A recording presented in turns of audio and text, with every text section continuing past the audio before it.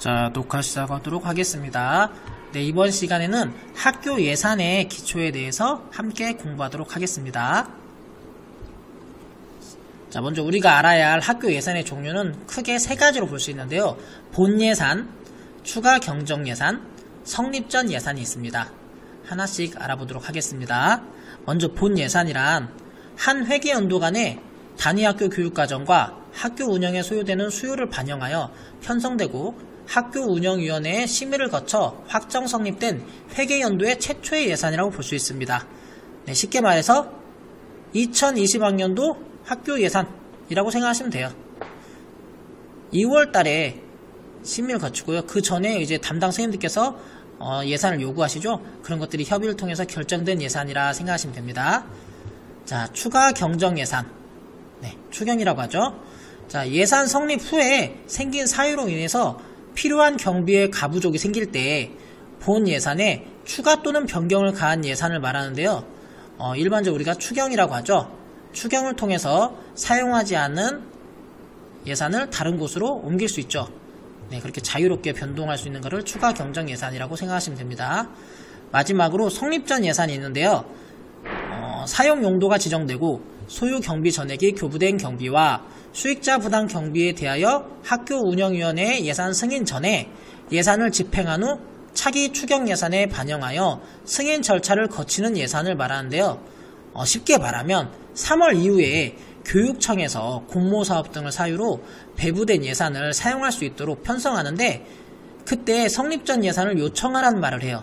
즉 돈은 아직 오지 않았지만 배정이 됐다는 공문을 근거로 미리 편성을 하는 거죠. 그리고 미리 사용을 하는 거죠. 네, 그런 거를 성립 전 예산이라고 합니다. 네, 성립 전 예산이 많다라는 거는 이제 본 예산 이외에도 더 많은 업무를 하셔야 된다라고 생각하시면 될 것 같아요. 자, 세입 예산을 한번 살펴보도록 하겠습니다. 예, 학교에 들어온 돈이죠. 자, 두 가지가 있는데요. 학교 운영비와 목적 사업비가 있어요. 먼저 학교 운영비는 목적의 지정 없이 총액 교부하는 학교 기본 운영 경비를 말하며 학교 기본 운영 경비는 교당 경비와 급당 경비, 학생당 경비가 합쳐진 기본 운영비와 기타 운영비로 구성되어 있어요. 즉 학급 수와 학생 수에 따라 예산이 달라진다고 생각하시면 되고요. 다른 용도로 변경할 수 있는 예산이기 때문에 선생님들끼리 협의를 통해서 자유롭게 활용할 수 있는 예산이다 라고 생각하시면 됩니다. 이에 반해 목적 사업비는 이제 교육비 특별회계 전입금이라고 어려운 말도 있는데요. 단위 학교의 목적 사업 수행을 위해 교부하는 경비로 다른 용도로는 사용할 수가 없어요. 또 모두 사용하라고 권장합니다. 그래서 조금은 까다로운 예산이라고 볼 수 있고요. 담당 선생님께서 조금 스트레스 받는 예산이라고 보실 수 있을 것 같습니다. 자, 이제 세출 예산입니다. 이제 학교에서 사용하는 예산 종류가 상당히 많은데요. 하나씩 설명하도록 하겠습니다. 일단 일반 운영비가 있어요. 이거는 선생님들이 크게 신경 쓰진 않을 것 같아요. 학교 기관 및 부서 운영에 소요되는 사업비를 말하는데요. 그 중에서 일반 수용비는 사무용품이나 소모성 물품 구입비, 비품 수선비, 시설 장비 유지비 등을 말하고요. 운영수당은 학교 운영 과정에서 교직원이나 강사 등에게 지급하는 각종 수당을 말합니다. 여비는 운임비, 일비, 숙박비, 식비, 이전비, 가족여비 및 준비금 등을 말하는데요. 우리 선생님들이 잘 모르시는 것 중에 하나가 이전비 및 가족여비예요. 이거는 신규 발령을 나거나 전부 발령이 났을 때 이사를 가는 경우가 있어요. 그럴 때 요청할 수 있는 여비인데요. 이전비라고 하면 전임지에서 신임지로 거주지와 이사 화물을 이전한 공무원에게 지급하는 여비를 말하고요. 가족여비는 이전할 때 가족을 동반하거나 이전 후에 가족을 불러오는 공무원에게 지급하는 여비를 말합니다. 행정실에 청구를 할 수 있어요. 하지만 모두 다 받는 건 아니고요. 학교에 편성된 예산에 따라서 받는 금액이 달라진다라고 생각하시면 될 것 같습니다. 자, 두 번째, 교육 운영비입니다. 이건 이제 우리 선생님들이 가장 많이 활용하시는 예산이죠. 학생 교과활동 지원을 위해 소요되는 각종 경비를 말하고요. 교육활동과 관련된 예산, 우리가 가장 많이 품위하는 예산이다 라고 생각하시면 됩니다. 세 번째, 직책 업무 추진비. 교장선생님에게 월 정액으로 지급하는 경비를 말하는데요. 기관 간 섭외나 내부 직원의 격려 등 직책 수행을 위한 소요를 충당하기 위해 사용되어야 하는 예산을 말합니다. 그리고 네 번째, 일반 업무 추진비가 있어요.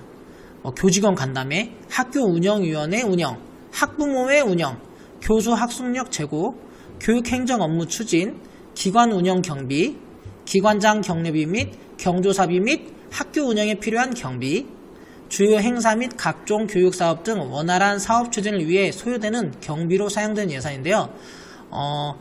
학급별 업무 추진비 있죠. 그래서 학년별로 연구실 있을 때 먹을 것들, 협의할 때 필요한 간식거리들을 살 수 있는 업무 추진비로 편성이 가능하다라고 알고 계시면 될 것 같아요. 자, 그리고 시설비. 이것도 우리가 크게 신경 쓰지 않는 예산인데요. 학교 시설에 필요한 설계비나 시설비, 감리비, 시설 부대비, 자산의 변동을 가져오는 대규모 수선 등에 사용되는 예산을 말합니다. 그리고 마지막으로 비품 구입비가 있어요. 비품은 비소모품이죠. 자, 자산의 변동을 가져오는 물품 구입비로 책걸상, 사무기기, 교육기자재, 도서 등을 구입할 때 사용되는 예산을 말합니다. 주요 물품의 정수와 소요 기준을 정하여 취득해야 하고, 내용 연수가 정해져 있는 물품은 불가피한 경우를 제외하고는 내용 연수가 경과가 돼야 교체할 수 있어요. 그래서 그전에는 교체가 힘들어요.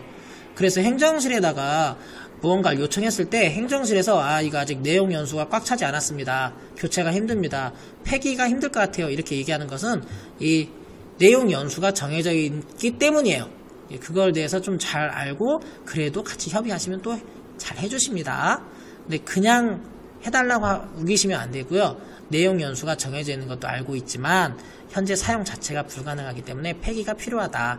그래서 폐기 후에 구입 요청을 하도록 하겠다. 이렇게 말씀하시면 될 것 같아요.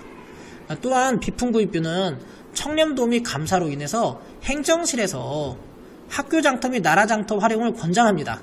그래서 선생님들께서 예산 쓰실 때 조금은 좀 돈이 아까워요. 그냥 인터넷상에서 조사하면 훨씬 더 똑같은 물건도 싸게 살 수 있는데 그렇게 하지 못하니까 조금 돈이 아깝다는 생각이 들기도 해요.